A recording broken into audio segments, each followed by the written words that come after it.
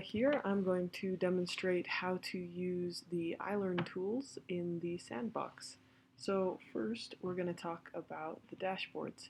If you go over here to obviously the thing that says dashboards, it'll take me to what the students see or the teacher dashboard, which is what I want to go to right now, just to show where it is and what it has.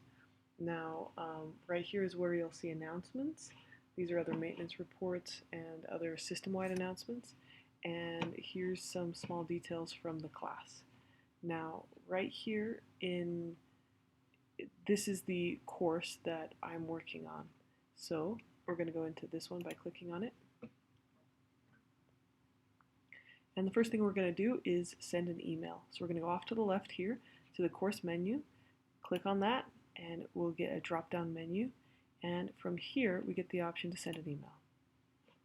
If I want to send an email, first I got to choose who I'm going to send it to. And in this case, I will send it to all the people who are associated with this course. So that'll go to teachers and students.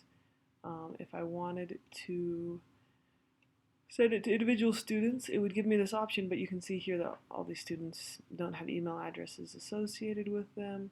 And here's the groups that I set up. So I'll just send it to everyone in this class, hit OK, and type in the subject.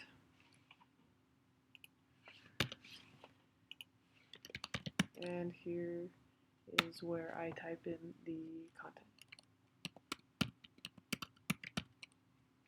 Okay, and then I hit send. And obviously, this was expected. It's not going to send because no one in this class has an email address, but that's how you would send an email if you were sending an email. Now, another way to communicate with students is to create an announcement. So right here, create an announcement, and this is going to pull up an editor for that. Here's an old announcement I made. Let's make a new one. The subject will be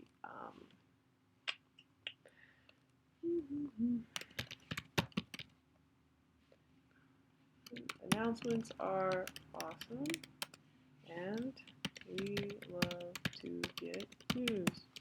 Alright, there you go. And if I post this, I can choose how long it's going to show up for. Right now it's going to show up for a week with everybody in the class, and that's just fine. I'll accept that, so go ahead and post that.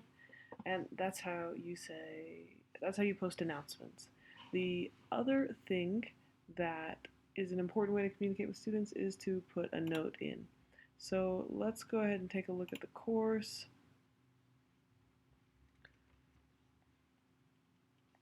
And I'd like to put a note, I'd like to edit the note on week 1. So here I go, I click on week 1 and then notes from instructor.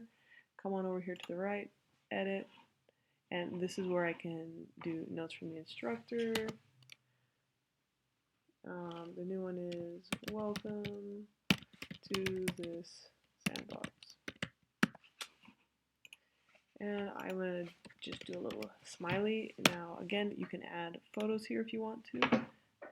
Pretty easy to do. You can also add videos. You can add links.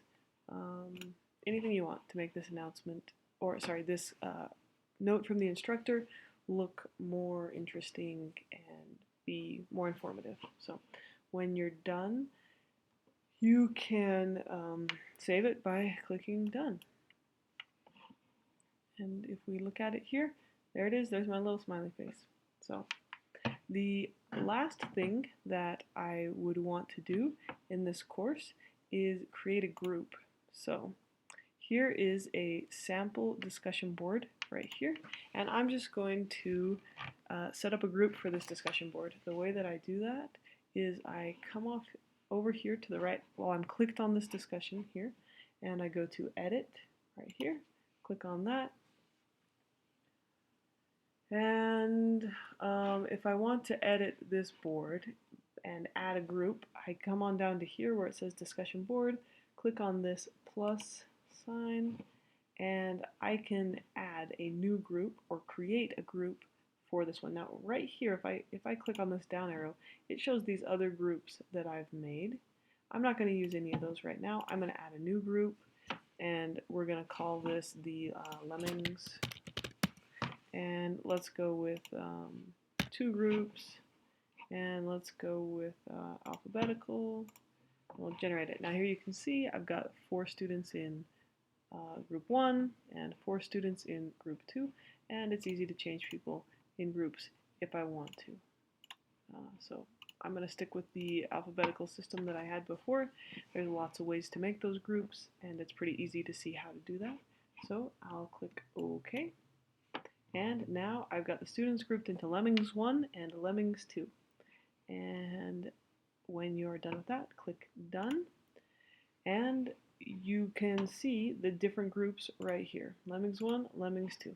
Just like that. If I wanted to change the group setup, it's easy to do as well. Just go back into that Edit tab right here. So that's how you do some basic communication skills in the iLearn program. So thanks.